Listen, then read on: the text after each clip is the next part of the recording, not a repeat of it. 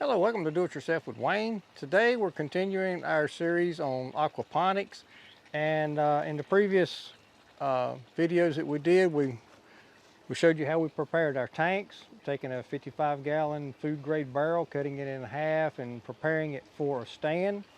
Our second video, we showed you how we built the stand to hold the tanks. This is my water garden that we use for a source of water. How high you build your stand and your arrangement of things will vary depending on what you use for a water source in a lot of ways. But this is what I've got. I use the water from my water garden. I recirculate it through my tanks from my aquaponics. But anyway, this is the stand we built in our second episode. If you did watch the first two episodes, you know that I've had this aquaponics system for, I think this is the fourth season, but at least the third season. It's worked fairly well for me. I've had some good results, had some mediocre results. But I took the system apart so I could show you how I built it. Even though I'm not building it here today, I'm going to show you how I put it together and why I did what I did. But anyway, our tanks.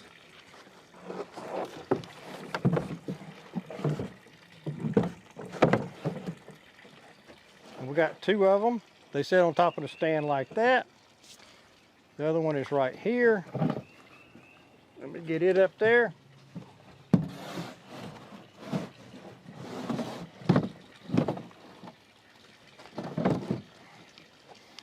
Now my tanks sit right there like that. They're actually touching in the middle. I built the cradles and the stand so that they would actually touch. I feel like that gives them a little extra stability. And as I mentioned, the 2x6s around the outsides just keeps the outside of the barrels from flexing out when you get all the weight of the water and the grow media and whatever you put in there, because it does get quite heavy. The next thing I do, I've got my pump and my plumbing stuff. Basically, this is it right here. I got a pump that goes in the water garden, and I got this little setup, a little bit of PVC pipe with my plumbing hooked into it. Got a T fitting here.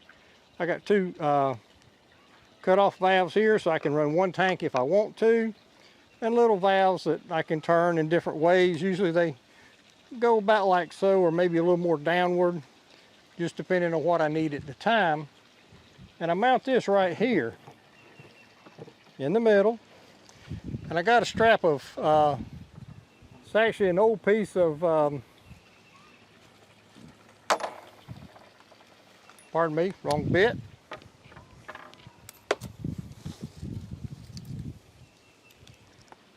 It's actually an old piece of a serpentine fan belt off of my car, and just screw it down here.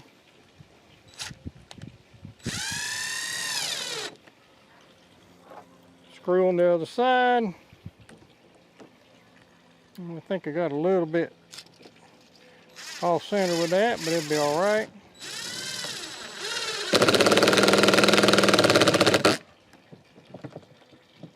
That'll hold it in place. Snug it up a little bit. And just like that. And that's pretty much it for the plumbing, except for setting the water pump down in my water garden. And generally, and my pipe broke, doggone it.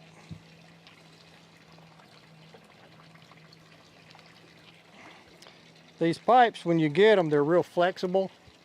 In time, they get stiff and brittle. If you're not careful, they will break on you. All right, I finally got it hooked back on there, and I hope it'll be long enough now.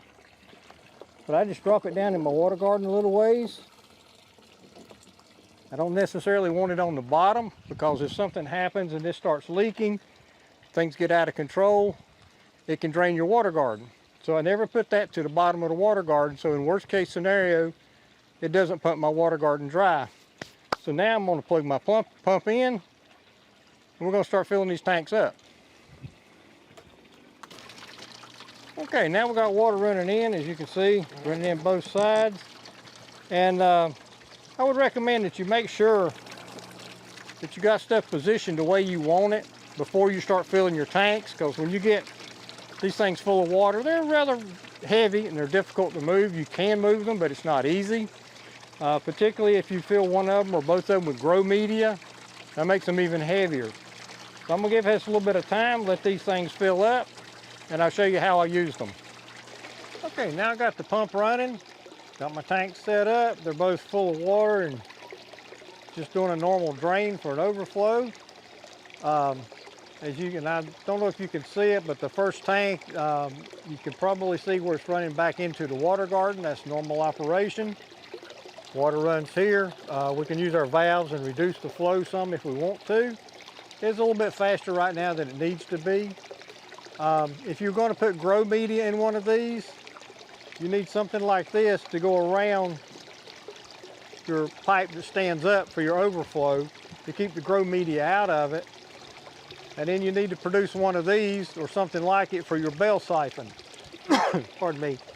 Now, if you don't know what a bell siphon is, basically what a bell siphon does, and I'm going to take this out so you can see it a little bit better.